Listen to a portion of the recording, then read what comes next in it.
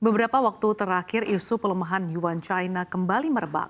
Presiden terpilih Amerika Serikat Donald Trump yang akan segera menjabat di awal tahun depan ini pun bahkan sempat menuding pemerintah China dengan sengaja melemahkan mata uangnya atau devaluasi untuk membalas serangan tarif dari pemerintah Amerika Serikat.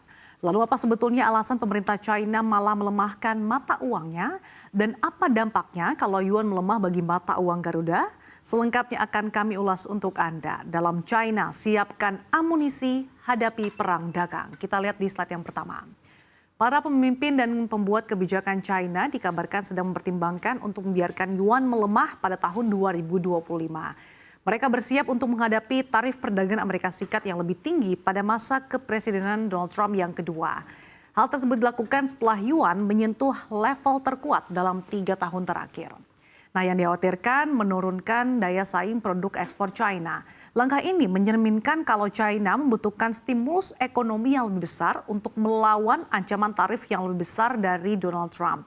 Karena beberapa waktu lalu seperti kita ketahui bahwa Donald Trump memang telah menyatakan akan memberlakukan tarif impor universal sebesar 10% dan juga tarif impor sebanyak 60% bagi negara China. Nah, PBOC melakukan kontrol yang cukup ketat terhadap nilai tukar yuan.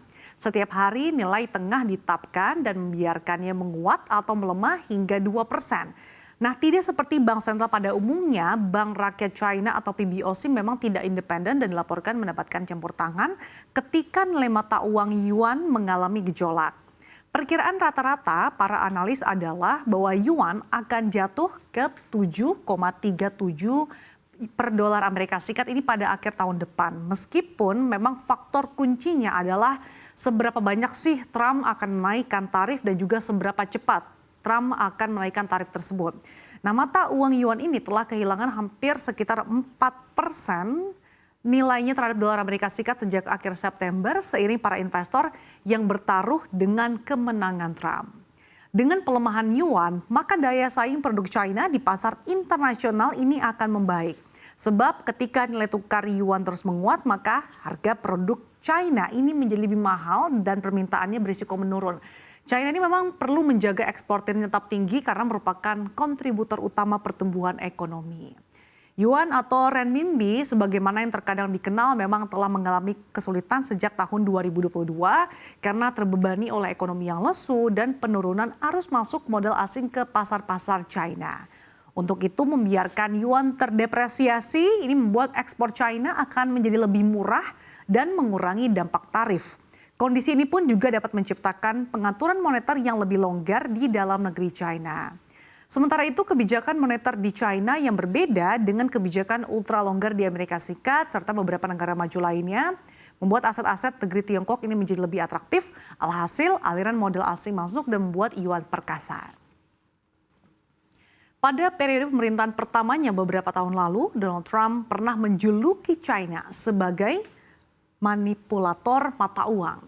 Julukan tersebut mereka berikan setelah PBOC saat itu membiarkan mata uang mereka terus melemah dan menilai bahwa kebijakan yang diambil PBOC inilah telah ditujukan untuk menghancurkan bisnis dan juga pabrik Amerika Serikat. Sementara PBOC dalam sebuah pernyataan mereka mengatakan mereka memiliki kewenangan dan kendali yang cukup besar untuk mempengaruhi pergerakan yuan. Mereka menyatakan akan terus mengambil kebijakan yang diperlukan di pasar valuta asing demi menjaga kondisi ekonomi China.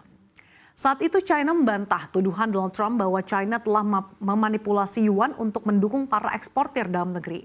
Pemerintah China juga menyebut Amerika Serikat terlihat sedang memprovokasi perang dagang.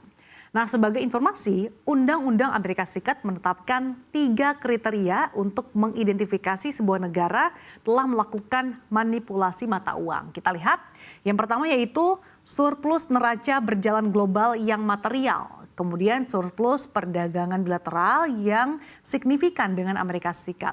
Dan yang ketiga, intervensi satu arah yang terus-menerus di pasar valuta asing. Jadi setelah menentukan bahwa suatu negara ini misalkan adalah manipulator, maka Departemen Keuangan diharuskan untuk melakukan perbincangan khusus yang bertujuan untuk memperbaiki mata uang yang undervalued.